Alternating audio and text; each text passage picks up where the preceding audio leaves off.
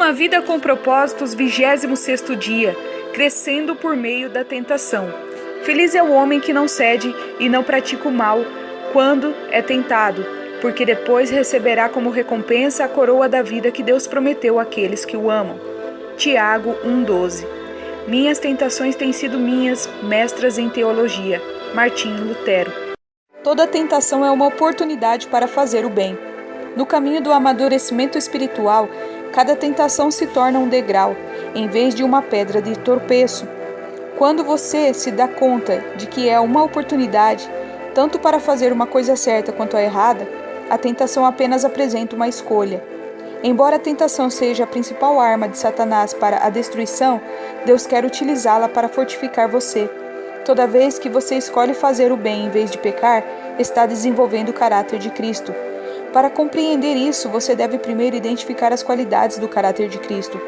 Uma das mais sucintas descrições de seu caráter são os frutos do Espírito: mansidão e domínio próprio. E aqui não há conflito algum com as leis judaicas. Estas novas qualidades são uma expansão do grande mandamento e fazem uma bela descrição de Jesus Cristo. Jesus é a perfeição do amor, da alegria, da paciência e de todos os outros frutos encarnados em uma única pessoa. Ter o fruto do Espírito Santo é ser semelhante a Cristo. Como então o Espírito Santo produz em sua vida esse fruto com 9 qualidades? Ele os cria instantaneamente? Será que algum dia, ao se levantar pela manhã, você será repentinamente preenchido de forma plena por estas características? Não, o fruto sempre se desenvolve e amadurece lentamente. A próxima frase é uma das mais importantes verdades espirituais que você pode aprender. Deus desenvolve o fruto do Espírito em sua vida, permitindo que você passe por situações nas quais é tentado a exteriorizar uma característica exatamente oposta. O desenvolvimento do caráter sempre envolve uma escolha, e a tentação supre a oportunidade. Por exemplo, Deus nos ensina a amar, pondo pessoas desagradáveis ao nosso redor. Amar pessoas agradáveis que ainda por cima nos amam não exige nenhum caráter. Deus nos ensina a verdadeira alegria por meio da aflição, quando nos voltamos para Ele. A felicidade depende das circunstâncias eternas, mas a alegria se baseia no seu relacionamento com Deus. Deus faz a verdadeira paz desabrochar dentro de nós, não fazendo que tudo saia como planejamos, mas permitindo períodos de caos e confusão. Qualquer um pode ficar tranquilo observando um belo pôr do sol ou relaxando durante as férias.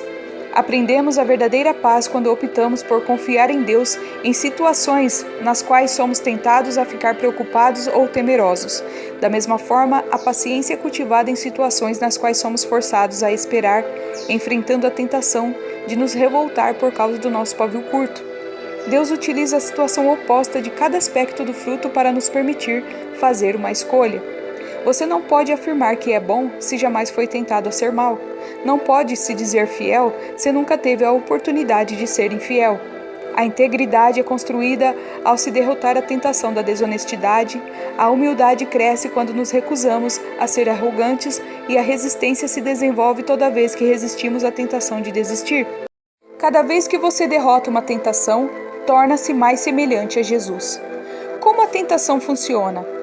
É útil saber que Satanás é absolutamente previsível. Ele tem usado a mesma estratégia, bem como velhos truques, desde a criação. Todas as tentações seguem o mesmo padrão. Foi por isso que Paulo falou: somos bem familiarizados com os seus esquemas malignos. Na Bíblia, aprendemos que a tentação segue um processo de 4 fases que Satanás usou tanto em Adão e Eva quanto em Jesus. Na primeira fase, Satanás identifica um desejo dentro de você. Pode ser um anseio pecaminoso, como o desejo de vingança ou de controlar os outros. Pode ser um anseio normal e legítimo, como o desejo de ser amado, valorizado e de sentir prazer. A tentação começa quando Satanás sugere, com um pensamento, que você ceda a um desejo maléfico ou realize um desejo legítimo de forma errada ou na hora errada. Tome cuidado com atalhos, frequentemente são tentações. Satanás sussurra: você merece isso. Você deveria ter isso agora. Vai ser emocionante, confortante, vai fazer que você se sinta melhor. Pensamos que a tentação está ao nosso redor, mas Deus diz que ela começa dentro de nós. Se você não tiver o desejo interno, a tentação não tem como atraí-lo. A tentação sempre começa na sua mente e não nas circunstâncias onde ela ocorre. Jesus disse: pois do interior do coração do homem vêm os maus pensamentos, as imoralidades sexuais, os roubos, os homicídios, os adultérios, as cobiças, as maldades, o engano, a devassidão, a inveja, a calúnia, a arrogância e a insensatez. Todos esses males vêm de dentro. Tiago nos diz que existe um exército inteiro de maus desejos dentro de você. A segunda fase é a dúvida. Satanás tenta fazê-lo duvidar do que Deus disse sobre o pecado. Será que é realmente errado? Será que Deus realmente proibiu fazer isso? Não é possível que Deus tenha proibido isso para outro povo, em outra época? Deus não quer que eu seja feliz? A Bíblia adverte: cuidado, não deixem os maus pensamentos ou as dúvidas levarem algum de vocês a se afastar do Deus vivo. A terceira fase é o engano. Satanás é incapaz de falar a verdade e é chamado pai da mentira. Tudo o que ele lhe disser será falso ou nada além de uma meia-verdade. Satanás oferece a mentira para substituir o que Deus já disse em sua palavra. Satanás diz: você não vai morrer. Você será mais esperto que Deus. Você pode se dar bem com isso. Ninguém vai saber. Vou resolver os seus problemas. Além do mais, todos estão fazendo isso. É apenas um pecadinho. Mas um pecadinho é como uma gestação recente. Acabará aparecendo. A quarta fase é a desobediência. Você acaba agindo de acordo com a ideia com que vinha brincando em sua mente. O que começou com uma ideia nasce como uma conduta. Você cede a qualquer coisa que chama sua atenção. Acredita nas mentiras de Satanás e cai na armadilha sobre a qual Tiago alertou. As pessoas são tentadas quando são atraídas e enganadas pelos seus próprios maus desejos. Então, esses desejos fazem com que o pecado nasça, e o pecado, quando já está maduro, produz a morte. Não se engane, meus queridos irmãos. Superando a tentação. Compreender como a tentação funciona é proveitoso em si, mas existem passos específicos a ser tomados para que você a supere. Recuse-se a ser intimidado. Muitos cristãos são aterrorizados e desmoralizados por pensamentos perturbadores, sentindo-se culpados por não estar além da tentação. Eles se sentem envergonhados tão somente por ter sido tentados. Isso é má compreensão da maturidade espiritual. Você jamais irá se livrar da tentação. Em certo sentido, você pode considerar a tentação uma lisonja. Satanás não tem de tentar aqueles que já realizam sua vontade diabólica. Estes já pertencem a ele. A tentação é um sinal de que Satanás odeia você e não um sinal de fraqueza ou de vida profana. Isso também faz parte da nossa natureza, pois somos humanos e vivemos em um mundo fora da presença de Deus. Não fique surpreso, abalado ou abatido por isso. Seja realista quanto à inevitabilidade da tentação. Você jamais poderá evitá-la completamente. A Bíblia diz: quando uma tentação vier, e não se uma tentação vier.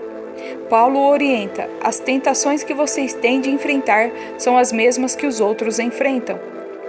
Ser tentado não é pecado. Jesus foi tentado, embora nunca tenha pecado. A tentação só se torna pecado quando você cede. Martinho Lutero disse: você não pode impedir que os pássaros voem sobre sua cabeça, mas pode impedi-los de fazer ninho nela. Você não pode impedir o diabo de sugerir pensamentos, mas pode escolher não mantê-los ou agir segundo eles. Por exemplo, muitas pessoas não sabem a diferença entre atração física ou estímulo sexual e desejo sexual ilícito. Não são as mesmas coisas. Fez de cada um de nós um ser sexual, e isso é bom. Atração e estímulo são reações naturais e espontâneas à beleza física, enquanto o desejo sexual ilícito é uma atitude deliberada. Desejo sexual ilícito é a escolha de cometer em sua mente o que você gostaria de fazer com seu corpo. Você pode ser atraído ou mesmo estimulado sem escolher pecar pela cobiça sexual. Muitas pessoas, principalmente os homens cristãos, sentem culpa quando os hormônios que foram dados por Deus funcionam. Quando automaticamente notam uma mulher atraente, presumem que é desejo sexual ilícito e se sentem envergonhados e condenados. Mas atração não é desejo sexual ilícito até que você comece a insistir nela. Na verdade, quanto mais próximo de Deus você ficar, mais Satanás se esforçará para tentá-lo. No instante em que você se torna filho de Deus, Satanás, como um assassino de aluguel, fecha um contrato para acabar com você. Você é seu inimigo e ele conspira para sua derrocada. Às vezes, enquanto você ora, Satanás irá sugerir um pensamento mau ou bizarro apenas para distraí-lo e envergonhá-lo. Não fique assustado ou envergonhado com isso, mas perceba que Satanás teme suas orações e tentará de tudo para interrompê-las. Em vez de ficar se condenando com pensamentos como pude pensar uma coisa dessa? Trate-o como uma distração de Satanás e volte imediatamente a se concentrar em Deus. Reconheça seu padrão de tentação e esteja preparado para ele. Existem determinadas situações que o deixam mais vulnerável às tentações do que outras. Algumas circunstâncias o farão tropeçar quase que imediatamente, enquanto outras não incomodam muito. São situações especiais para suas fraquezas e você precisa identificá-las, porque Satanás certamente as conhece. Ele sabe exatamente o que o faz cair e trabalha constantemente para colocá-lo nessas circunstâncias. Pedro adverte: estejam alertas, o diabo está pronto para atacar, e o que mais lhe traria satisfação seria pegá-los cochilando. Pergunte a si mesmo: quando sou mais tentado? Em qual dia da semana? A qual hora do dia?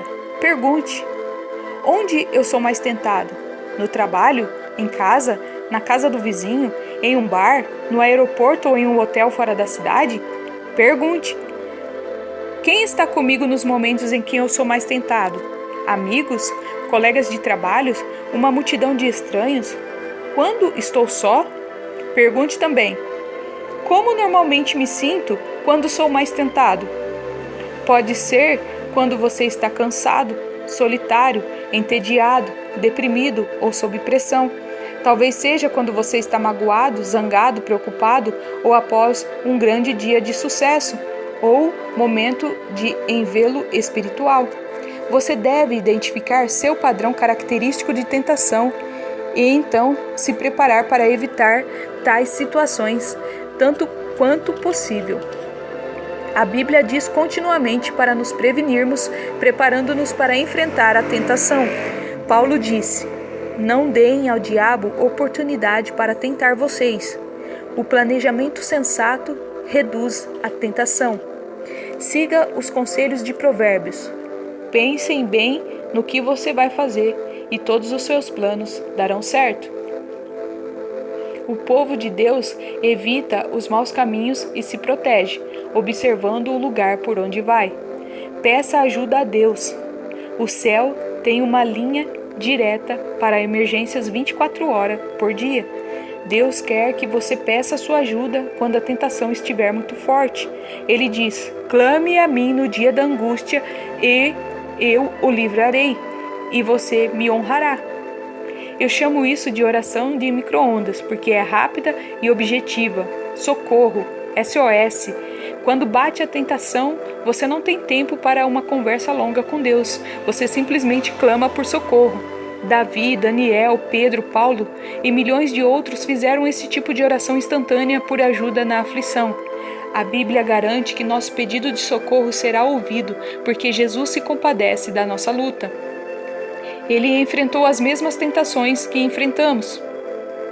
Não temos um sumo sacerdote que não possa compadecer-se das nossas fraquezas, mas sim alguém que, como nós, passou por todo tipo de tentação, porém sem pecado. Se Deus está esperando para nos ajudar a derrotar as tentações, por que não pedimos sua ajuda com mais frequência? Falamos com franqueza às vezes e não queremos ser ajudados. Queremos ceder à tentação, embora saibamos que é errado. Nesses momentos, pensamos saber mais do que Deus, o que é melhor para nós. Em outros momentos, ficamos envergonhados de pedir auxílio a Deus, porque vimos cedendo à mesma tentação várias e várias vezes. Mas Deus jamais se irrita, se aborrece ou perde a paciência, enquanto continuamos nos voltando para Ele.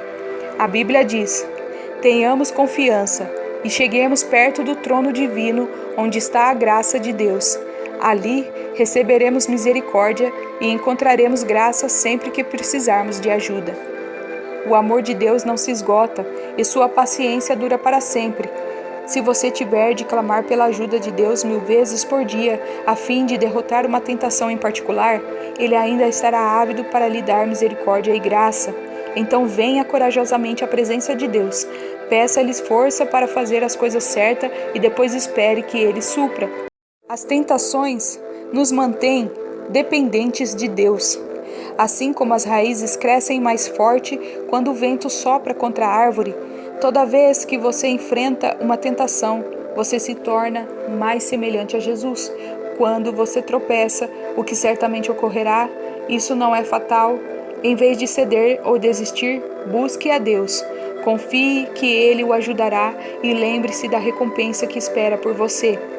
Quando as pessoas são tentadas e ainda continuam fortes, devem ficar felizes. Depois de provada sua fé, Deus as recompensará com vida para sempre. Pensando sobre o meu propósito, um tema para reflexão. Toda tentação é uma oportunidade para fazer o bem. Um versículo para memorizar. Deus abençoa os que pacientemente suportam a provação. No final, receberão a coroa da vida que Deus prometeu aos que o amam. Tiago 1,12. Uma pergunta para meditar. Que atributo do caráter cristão posso desenvolver derrotando a tentação mais frequente em mim?